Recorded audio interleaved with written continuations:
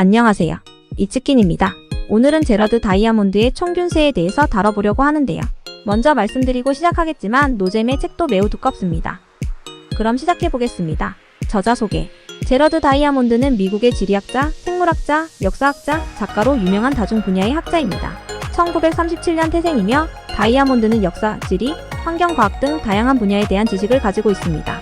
그의 주요 관심사 중 하나는 인류 문명의 발전과 붕괴에 영향을 미치는 인자들입니다.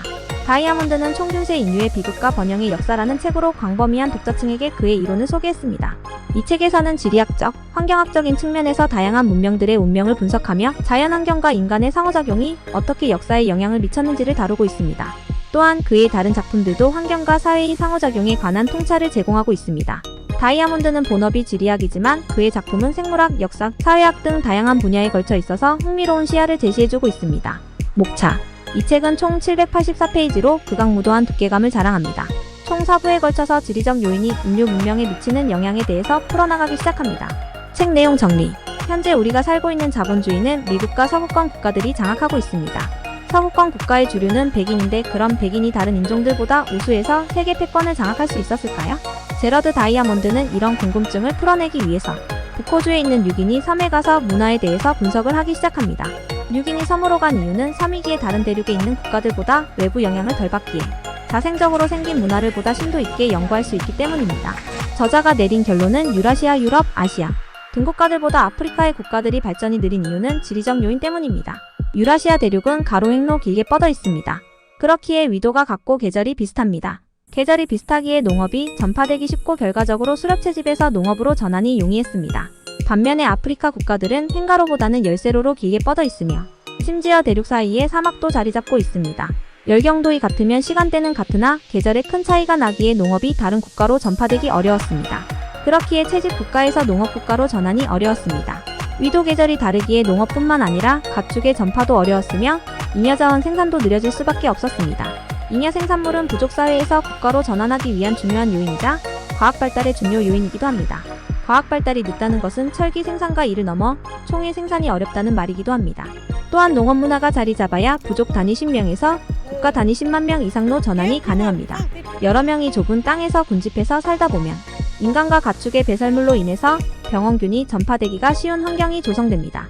유라시아권 국가의 사람들은 예전부터 병원균의 감염이 잦았기에 항체가 있었지만 아프리카나 호주, 아메리카권의 부족 사람들은 이런 병원균을 접할 기회도 없었기에 유라시아권 국가에서 쳐들어왔을 때 병원균에 의해서 쉽게 함락당할 수밖에 없었습니다.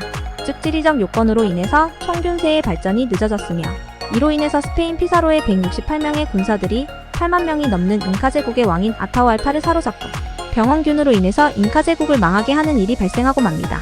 개인적인 생각. 저는 제러드 다이아몬드의 이론에 따라 현재의 미국이 패권국으로 군림하고 있는 현재 상황은 어쩌면 당연할 수밖에 없는 환경이지 않았나 생각합니다. 북아메리카 대륙은 태평양과 대서양이라는 지리적 요건 때문에 총균세의 발전이 유라시아 국가들보다 늦었지만 영국에서 이주민들이 넘어오고 미국이란 국가를 건립하고 나서부터는 태평양과 대서양이라는 분리했던 지리적 요건이 해자로 자리 잡아 외세로의 침략 없이 국가가 발전할 수 있었습니다. 바다라는 해자뿐만 아니라 북아메리카 대륙에는 비옥한 토지와 광물이 넘쳐나기에 미국이란 국가 안에서 자급자족이 가능합니다.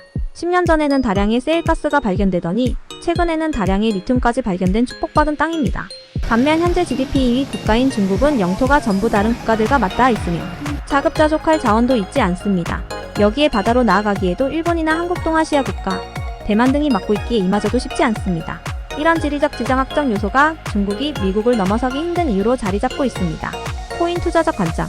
위와 같이 천혜의 요새인 미국의 패권국가화가 당연했듯이 비트코인의 탄생 또한 당연하지 않았을까 생각합니다. 물론 탄생의 시간의 차이는 있겠지만 국가들이 화폐를 마구 찍어내는 자본주의 사회에서 국가의 간섭을 받지 않고 온전히 나의 자산을 지킬 수 있는 화폐는 인류의 염원이었기에 비트코인과 같은 자산은 언젠간 탄생할 운명이었다고 생각합니다. 현재는 미국에서 비트코인을 자본 시스템에 편입하려고 시도하고 있지만 비트코인을 금처럼 100% 통제하기란 쉽지 않을 것입니다. 오늘자로 비트코인 반감기가 6개월도 남지 않았으며 비트코인 ETF의 승인도 2달도 남지 않았습니다.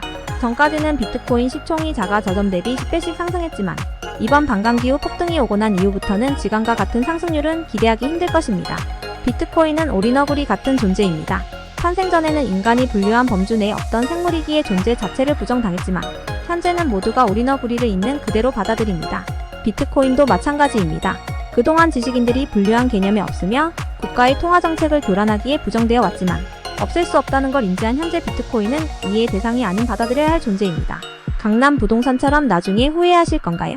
아니면 행동으로 옮기시겠나요? 끝. 마지막으로 코인 관련 자금 출처 및 세금 조사는 김영삼 세무사입니다.